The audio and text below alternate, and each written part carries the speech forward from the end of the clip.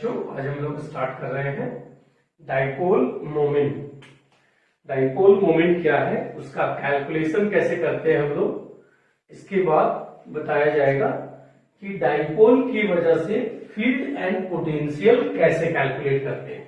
ठीक है, तो सबसे पहले डाइपोल मोमेंट क्या है, तो इक्वल पॉजिटिव और इक्वल नेगेटिव चार्ज, जैसे अगर ये क्यू नॉट है प्लस में तो ये हो गया minus q not, plus q naught and minus q not अगर किसी डिस्टेंस एल से सेपरेटेड है, किसी डिस्टेंस एल से अगर plus q naught and minus q naught separated है तो इसका डाइपोल मोमेंट बोलेंगे P equals to magnitude of charge into separation between positive and negative charge, magnitude of charge into separation between negative and positive charge.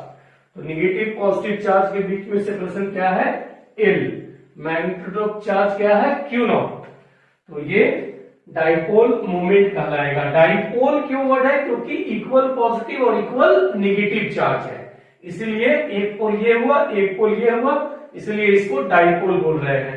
अब dipole moment एक vector quantity है, इसका direction भी होता है, तो इसका डायरेक्शन किधर होगा, तो कहेंगे it is directed, it is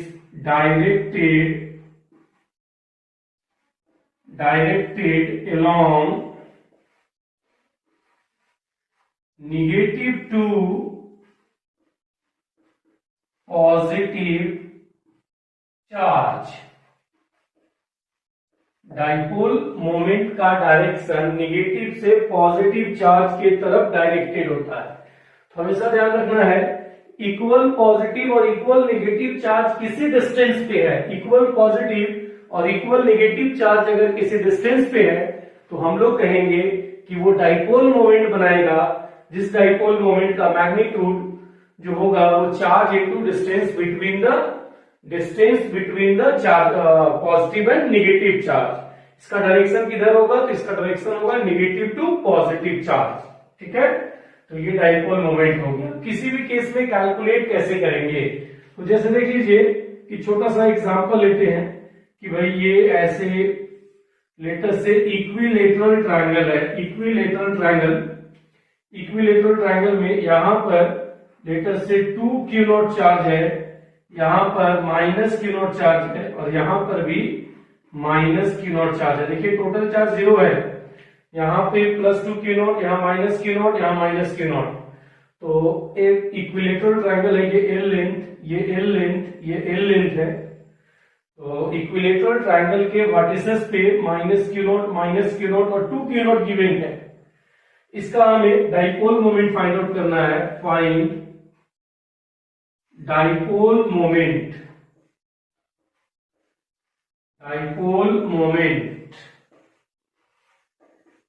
क्या काम है हमें, इक्विलेटरल ट्रायंगल के वर्टिसेस पे ये चार्जेस गिवन है, इक्विलेटरल ट्रायंगल के वर्टिसेस पे ये चार्जेस गिवन है।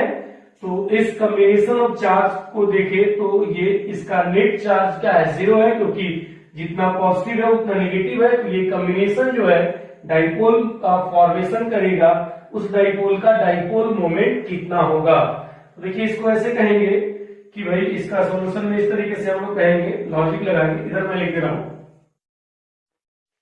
सॉल्यूशन के लिए हम लोग कहेंगे भाई सिस्टम के टोटल चार्ज 0 है, मतलब डाइपोल मोमेंट बनना है।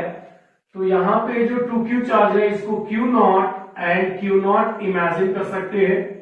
ये Q नॉट इधर वाले माइनस Q नॉट के साथ एक डाइपोल और ये Q नॉट इधर वाले माइनस Q नॉट के साथ एक डाइपोल, मतलब ये एक डाइपोल हुआ और ये दूसरा डाइपोल हुआ। ठीक है, एक डाइपोल को अगर हम लोग डायरेक्शन वाइज देखें तो निगेटिव से पॉजिटिव चार्ज, मतलब इधर इसका डाइपोल मोमेंट कितना हो गया, तो Q नॉट इंटू एल। अब दूसरा डाइपोल मोमेंट की बात करेंगे, इन दोनों का डायरेक्शन डाइपोल मोमेंट का क्या होगा, P1 अगर बोलते हैं तो इधर, इन दोनों के डाइपोल मोमेंट को अगर बोले तो ये P2 इधर होगा। ये P2 का डायरेक्शन क्या होगा, तो P2 का डायरेक्शन हो जाएगा P2 equals to again Q naught into L. अब इनका रिजल्टेंट तो देखिए इधर है P1 और इधर है P2, बीच में एंगल है 60 डिग्री, तो रिजल्टेंट क्या हो गया, चूंकि P1 और P2 का मैग्नीट्यूड इक्वल है, इसको अगर P कह देते हैं तो ये हो जाएगा P√3 वेक्टर एडिशन से a² + b² + 2ab cos theta का अंडर रूट, इन दोनों वेक्टर का रिजल्टेंट लेंगे तो P रूट हो जाएगा। तो आंसर हो जाएगा डाइपोल मोमेंट का, dipole moment equals to Q0L into √3। ये हो गया इस क्वेश्चन का आंसर। ठीक है, तो बहुत इजी है। Dipole moment charge into distance करना है, और चार्जेस को आप इमेजिन कर सकते हैं। जैसे 2Q दिया था तो मैं उसको इमेजिन कर लिया Q and Q, और उसके बेसिस पे मैंने इसको कैलकुलेट कर लिया। अब इसी में मान लेता हूं मैं नेक्स्ट एग्जांपल, अगर कोई दूसरा इलस्ट्रेशन ले लूं मैं कि भाई ये है क्वेश्चन, ये एक स्क्वायर है, स्क्वायर के वर्टिसेस पे ये चार्जेस रखे हुए हैं। यहां मान लेता हूं मैं -4Q, यहां मान लेता हूं Q, यहां मान लेता हूं 2Q, और यहां मान लेता हूं Q। ये स्क्वायर है, स्क्वायर का साइड लेंथ L है। अब इसमें ध्यान देंगे तो इस पर्टिकुलर क्वेश्चन में भी टोटल चार्ज जीरो होगा तभी डाइपोल बनाएगा। तो एक स्क्वायर है, स्क्वायर के वर्टिसेस पे ये चार्जेस गिवन है, और फिर से इसका पूछा है फाइंड डाइपोल मोमेंट।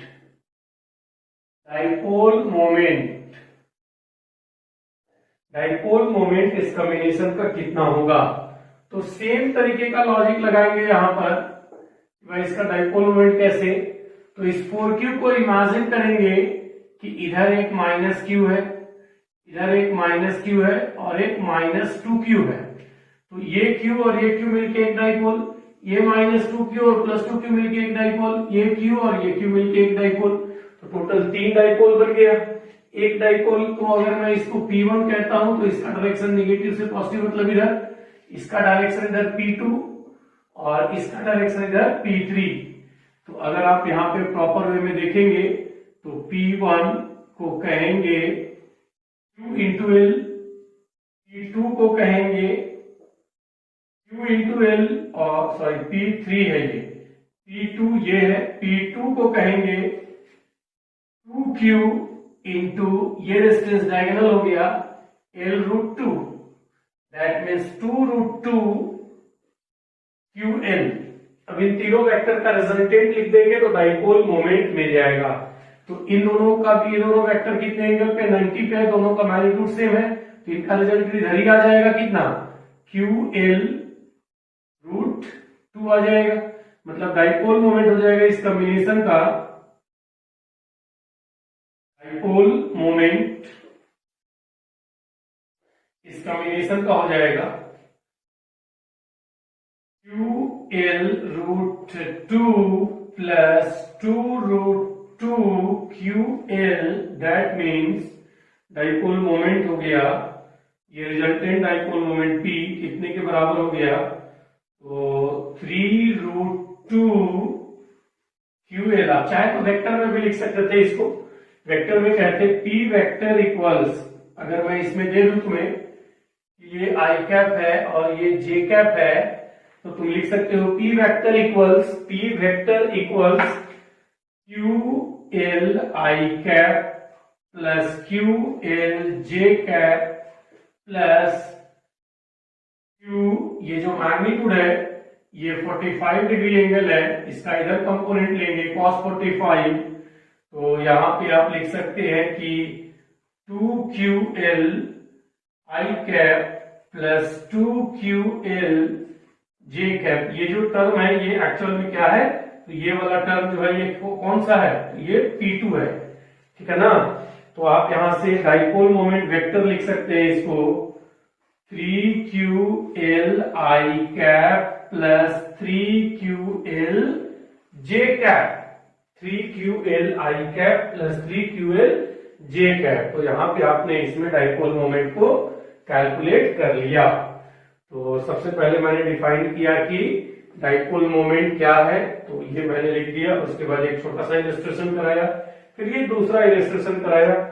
इससे मैं तुम्हें आइडिया देना चाह रहा हूं कि डाइपोल मोमेंट तुम कैलकुलेट कैसे कर सकते हो, ठीक है। तो अब इसमें हम लोग नेक्स्ट एक और इलस्ट्रेशन लेंगे, उसके बाद फील्ड एंड पोटेंशियल को देखेंगे। डाइपोल मोमेंट के कैलकुलेशन पे बेस्ड एक क्वेश्चन है।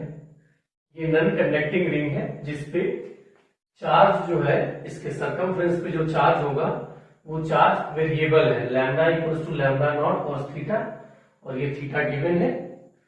तो इस रिंग के ऊपर जो लीनियर चार्ज डेंसिटी है वो वेरिएबल है, lambda equals to lambda naught cos theta. आपको इस रिंग का डाइपोल मोमेंट कितना होगा वो फाइंड आउट करना है, ठीक है। ये रिंग कितना डाइपोल मोमेंट शो करेगा वो डाइपोल मोमेंट आपको कैलकुलेट करना है। तो इसका डाइपोल मोमेंट कैसे कैलकुलेट करेंगे उसको हम लोग समझते हैं, ठीक है। तो इसका डाइपोल मोमेंट का कैलकुलेशन, क्योंकि ये lambda equals to lambda naught cos theta given है, lambda equals to lambda naught cos theta देने का मतलब हुआ कि अगर ये फर्स्ट क्वाड्रेंट ऐसे, अगर इसको फोर्थ क्वाड्रेंट में हम लोग इमेजिन करें, ऐसे तरीके से इमेजिन करें, तो फर्स्ट और फोर्थ क्वाड्रेंट में कॉस थीटा पॉजिटिव होता है, तो इस वाले और इस वाले में पॉजिटिव चार्ज होगा, इस सरकमफ्रेंस पे और इस सरकमफ्रेंस पे नेगेटिव चार्ज होगा।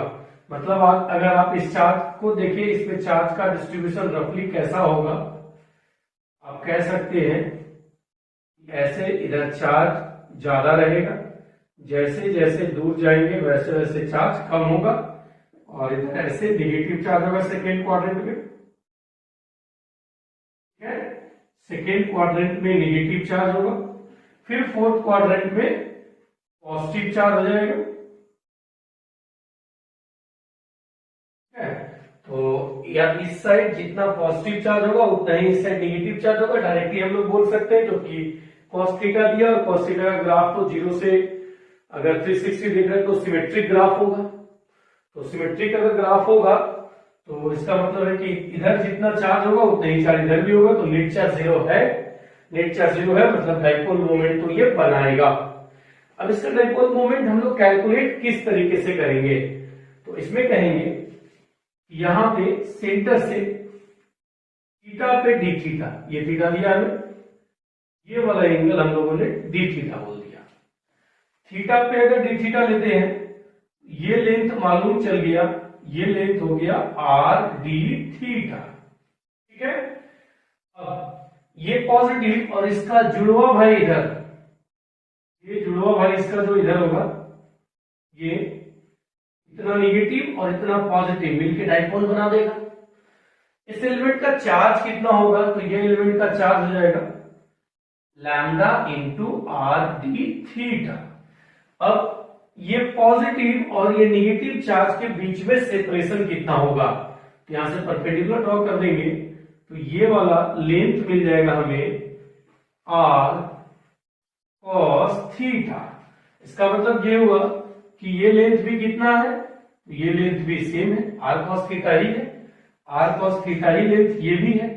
इसका मतलब निगेटिव और पॉजिटिव चार्ज के बीच में जो सेपरेशन है वो है 2r cos थीटा। तो हम लोग कहेंगे elemental dipole moment dp equals to dq into 2r cos of theta, और this dp must be lambda r d theta into 2r cos theta, and this dp equals lambda naught cos theta into 2r square cos theta d theta, इधर में arrange कर दिया, lambda का value रख दिया, और this dp equals 2 lambda naught r square cos square theta D theta, cos square theta D theta. अब इसको इंटीग्रेट करेंगे, यहां पे इंटीग्रेशन और यहां पे इंटीग्रेशन का साइन लगा दिया। cos स्क्वायर थीटा को इंटीग्रेट करने के लिए cos 2 थीटा में इसे कन्वर्ट करना होता है। तो अब यहां से कहेंगे dipole moment P equals 2 lambda naught r square integration cos square theta को लिखेंगे 1 plus cos 2 theta by 2 d theta. अब P equals to lambda naught r square, क्योंकि ये 2 और ये 2 फाइनली कट जाएगा। इंटीग्रेशन में बच गया D theta plus integration of cos 2 theta D theta. अब लिमिट क्या होगा, तो देखिए अगर जैसे आपने थीटा लिया है इसके हिसाब से थीटा 0 करेंगे तो यहाँ पॉजिटिव और यहाँ निगेटिव मिलकर डाइपोल बनाएगा। जब थीटा पॉजिटिव लेंगे तो यहाँ निगेटिव, यहाँ पॉजिटिव और यहाँ निगेटिव मिलकर डाइपोल बनाएगा। थीटा को 0 से जैसे जैसे बढ़ाएंगे वैसे वैसे ये एलिमेंट क्या होगा, यहाँ से ऐसे ऊपर चलते चला जाएगा, चलते चला जाएगा, चलते चला जाएगा। थीटा को जब 90 करेंगे तो यहाँ पे आ जाएगा, इधर वाला पॉजिटिव इधर वाला निगेटिव मिलाकर डाइपोल बना देगा। तो 0 से 90 लेंगे तो हाफ हो जाएगा। तो इसका मतलब अगर कंप्लीट लेना है तो लिमिट रखना पड़ेगा -π/2 टू +π/2, -π/2 टू +π/2। ये भी कर सकते थे आप कि यहाँ 2 से मल्टीप्लाई कर दीजिए और 0 to π/2 लिमिट ले लीजिए। यहाँ पे 2 से मल्टीप्लाई कीजिए और लिमिट ले लीजिए 0 to π/2, क्योंकि यहाँ से यहाँ का जैसा होगा वैसे ही यहाँ का यहाँ से यहाँ का भी होगा, क्योंकि डायरेक्शन तो हर जगह से भी है ना डाइपोल का। तो यहाँ से यहाँ का जो कैलकुलेशन रहेगा और यहाँ से यहाँ का जो कैलकुलेशन रहेगा दोनों सेम रहेगा। तो 2 से मल्टीप्लाई भी कर सकते थे या ये लिमिट भी रख सकते हैं। अब देखिए इसमें जब इंटीग्रेशन हम लोग आगे प्रोसीड करेंगे तो lambda naught r square d theta का इंटीग्रेशन हो गया थीटा -π/2 टू +π/2। अब इसका इंटीग्रेशन क्या आएगा, तो साइन 2 θ/2, इसका लिमिट क्या होगा, तो -π/2 टू +π/2। ये हो गया इसका इंटीग्रेशन। ये वाला टर्म इंटीग्रेशन के बाद लिमिट के बाद 0 हो जाएगा। कैसे, देखिए साइन π/2 रखेंगे तो 2 से 2 कटेगा तो साइन पाई आ जाएगा। साइन 180 डिग्री 0 होता है, साइन 180 डिग्री या साइन -180 डिग्री, दोनों वैल्यू क्या है 0। तो ये इंटीग्रेशन के बाद 0 हो जाएगा। तो ये बचेगा क्या रिजल्ट, तो ये रिजल्ट देगा P equals to lambda naught r square π/2 minus of -π/2 और यहां से फाइनल डाइपोल मोमेंट का कैलकुलेशन हो गया lambda naught pi r square. ठीक है, lambda naught pi r square. अगर ये एक्स एक्सिस है तो मतलब ये आई कैप का डायरेक्शन है तो वेक्टर फॉर्म में कर सकते हैं। Dipole moment vector equals to lambda naught pi r square i cap. This will be the answer. ठीक है, तो यहाँ पे कंटिन्यूअस चार्ज डिस्ट्रीब्यूशन था जिसमें मैंने डाइपोल मोमेंट कैलकुलेट किया। प्रॉपर ध्यान दिया कि डाइपोल मोमेंट कैसे कैलकुलेट करना है। तो सबसे पहले एलिमेंट लिया, उस एलिमेंट के लिए मैंने सिमेट्रिक नेगेटिव एलिमेंट लिया ताकि डाइपोल बना सके और उसका कैलकुलेट करके मैंने इंटीग्रेट कर दिया। तो वहां से हमारे डाइपोल मोमेंट आ गया। ठीक है, पोटेंशियल और फील्ड को स्टार्ट करने से पहले थोड़ा सा पोलर कोऑर्डिनेट बता रहा हूं। पोलर कोऑर्डिनेट का मतलब जैसे किसी इक्वेशन को आप कार्टेशियन में रखते हैं तो एक्स वाई जेड होता है, पोलर में रखते हैं तो आर और थीटा होता है। ठीक है, तो पोलर फॉर्म में इस तरीके से करते हैं कि जैसे कोई भी एक ऑब्जेक्ट मान लीजिए इस लाइन पे चल रहा है, ये कर्व पे चल रहा है, कभी ये ऑब्जेक्ट जो है वो यहाँ है, कभी अगर ये ऑब्जेक्ट यहाँ है तो ये आर कैप रेडियल डायरेक्शन कहलाएगा। रेडियल डायरेक्शन मतलब आर वेक्टर के डायरेक्शन में। और ये थीटा कैप, थीटा अगर यहां से इधर जा रहा है तो थीटा ऐसे इंक्रीजिंग है, अगर ये यहां से इधर जा रहा है तो थीटा ऐसे इंक्रीजिंग है। तो इंक्रीजिंग थीटा के डायरेक्शन में थीटा कैप होगा।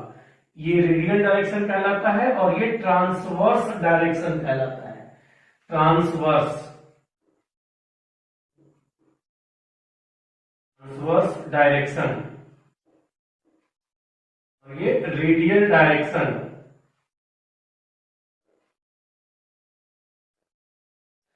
तो जब भी हम लोग पोलर कोऑर्डिनेट लेंगे तो आर कैप थीटा कैप उसी के अकॉर्डिंग होगा। अब इसमें मैं ये देख रहा हूं, ये नेक्स्ट डायग्राम में दिखाऊंगा कि अगर ये यहाँ पे आर है तो यहां से थोड़ा आगे बढ़ गया, मतलब थीटा कहां कन्वर्ट हो गया, थीटा से थीटा प्लस डी थीटा हो गया और ये ऑब्जेक्ट यहां से इधर कहीं डिस्प्लेस कर लिया, स्मॉल डिस्प्लेसमेंट डीएल हुआ।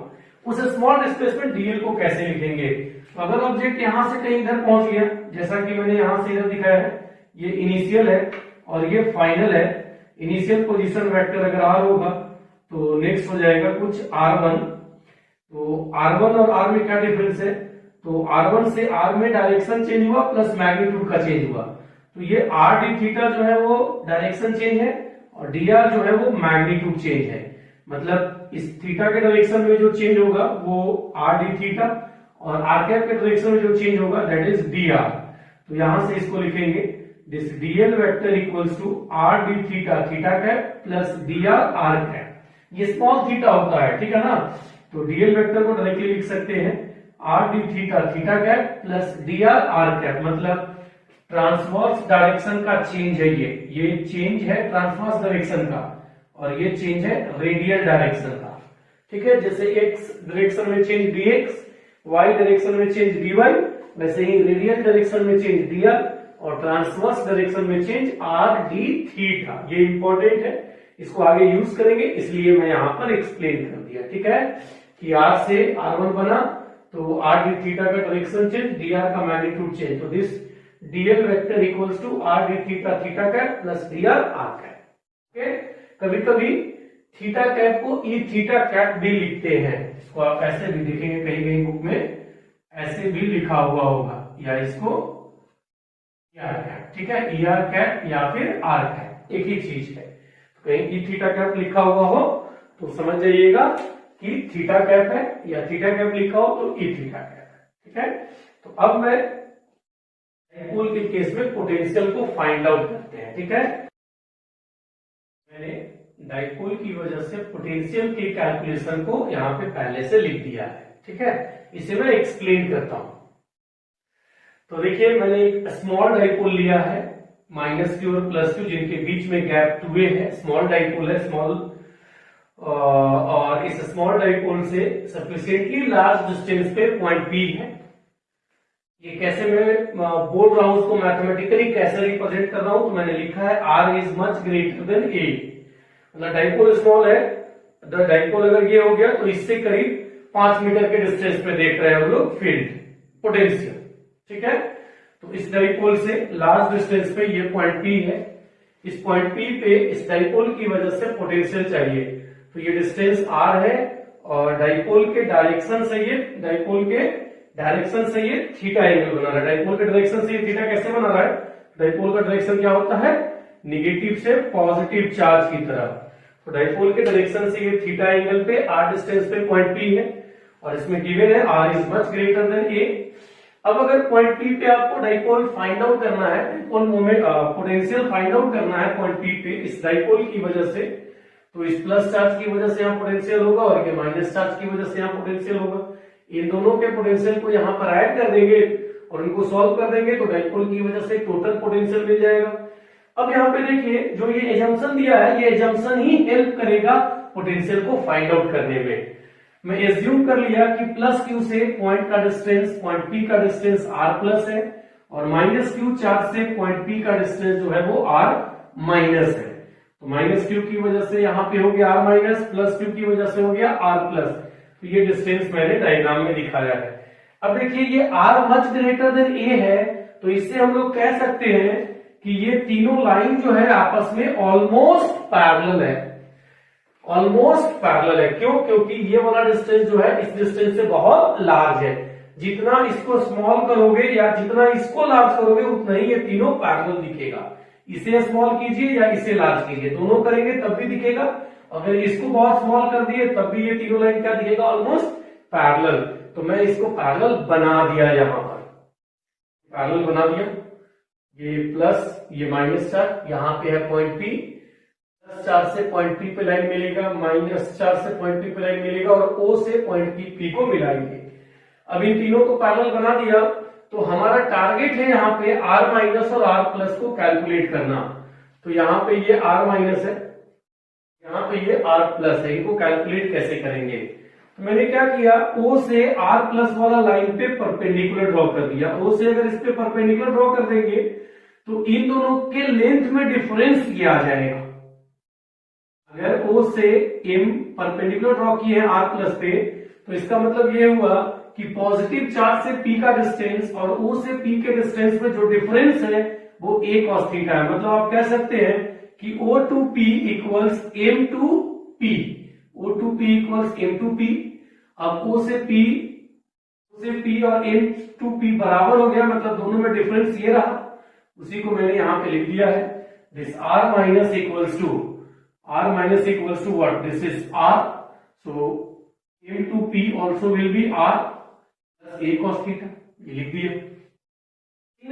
सिमिलर सिचुएशन मैंने किया इस R प्लस को फाइंड आउट करने के लिए, तो यहां से इस पे परपेंडिकुलर ड्रॉ किया, इन दोनों लाइन में फिर से डिफरेंस हो गया A cos थीटा का, N से P का डिस्टेंस और R से P का डिस्टेंस बराबर होगा, N से P और R से P बराबर होगा।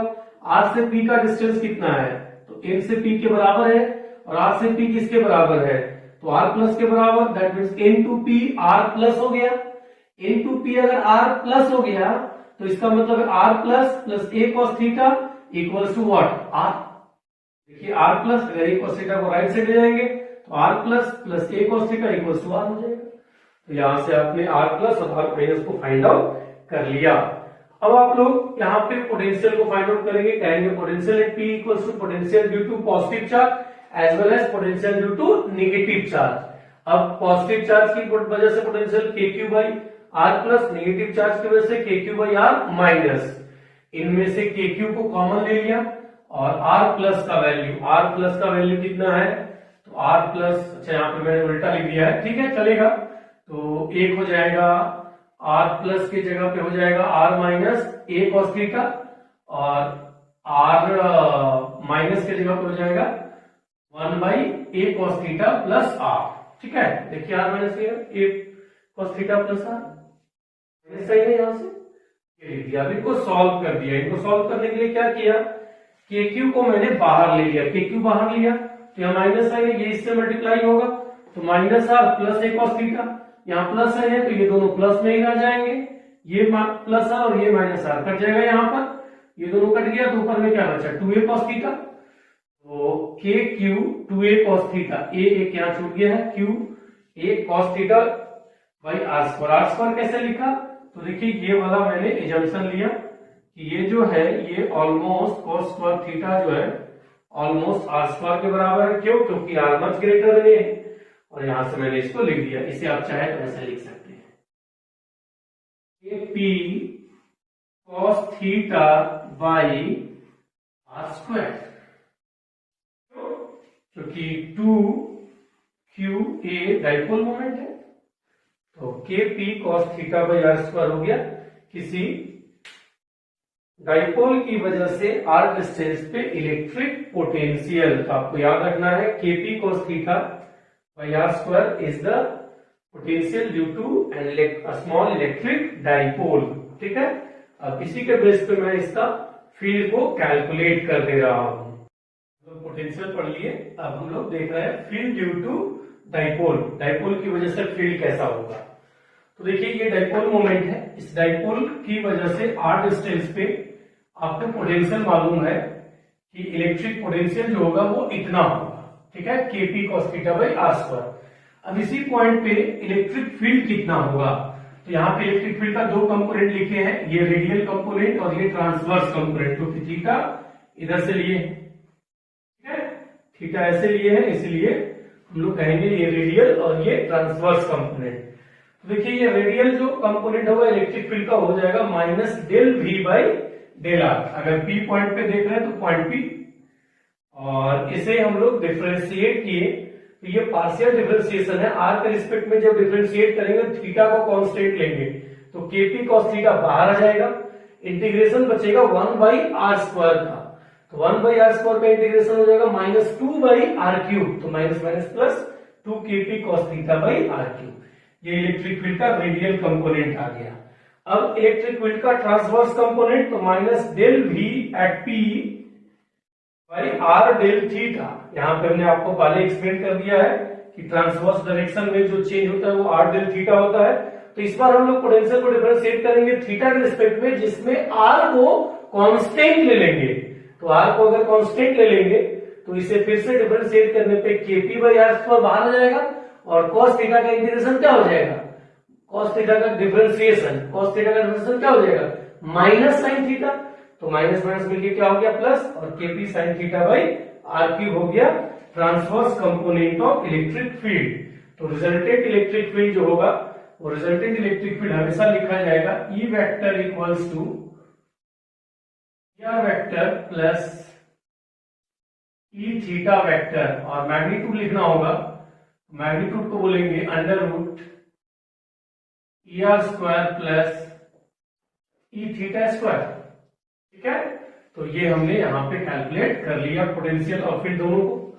अब डाइपोल के लिए एक नोमेनक्लेचर है जिसको जानना है। डाइपोल इस तरीके से है, अगर ये डाइपोल है हमारा, तो डाइपोल से पास करता हुआ जो लाइन हम लोग ड्रॉ करेंगे ये कहलाता है एक्सियल लाइन या एक्सियल पोजीशन या फिर इंड ऑन पोजीशन। इसको क्या बोलते हैं? एक्सियल लाइन या एक्सियल पोजीशन या फिर इंड ऑन पोजीशन।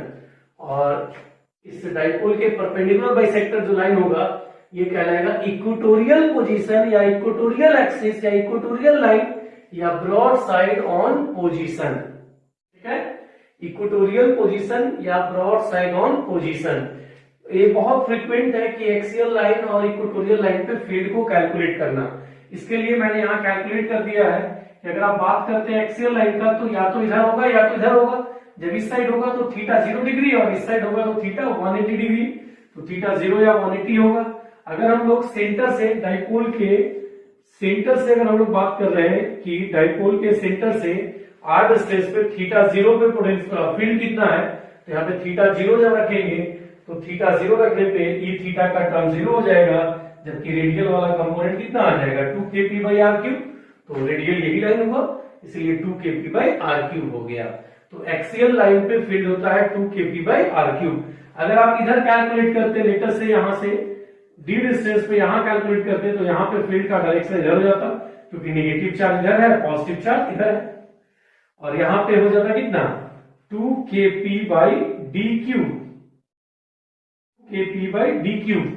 ठीक है, थीटा आप 180 रखते तो अपने आप ही इस रिजल्ट में क्या था cos 180 -1 sin 180 अगेन 0, तो माइनस है मतलब डायरेक्शन है। तो ये हो गया एक्सियल पोजीशन के लिए। अब इक्वेटोरियल के लिए थीटा या तो 90 होगा या फिर 270 होगा, मतलब ये देखेंगे तो 90 और ये देखेंगे तो 270। तो इसके लिए अगर थीटा को जब 90 रखेंगे तो इस पर cos थीटा वाला टर्म मतलब रेडियल टर्म 0 हो जाएगा, ट्रांसवर्स वाला टर्म बचेगा, थीटा 90 तो sin थीटा 1। तो यहाँ पे फील्ड का डायरेक्शन इधर होगा। देखिए आप इसको ऐसे ही वेरीफाई कर सकते थे कि भाई ये डाइपोल है, मतलब यहाँ पॉजिटिव चार्ज और यहाँ निगेटिव चार्ज। अगर आप इधर देख रहे हैं तो ये इधर फील्ड प्रोड्यूस किया और इसकी वजह से फील्ड इधर प्रोड्यूस हुआ, रिजल्टेंट फील्ड इधर। नेगेटिव चार्ज इधर प्रोड्यूस किया, ये ई निगेटिव हो गया और ये हो गया ई पॉजिटिव, रिजल्टेंट फील्ड। ये वाला कंपोनेंट दोनों का कैंसिल कर जाता। आप यहाँ से इस फील्ड को कैलकुलेट कर लिए। तो इसका फील्ड और पोटेंशियल हमारे लिए बहुत इंपॉर्टेंट है। तो आज हम लोगों ने 3 चीजें मेजर पढ़ा, dipole moment and its calculation and electric potential and electric field due to small electric dipole. अब इसमें force, torque, potential energy next lecture में बताया जाएगा।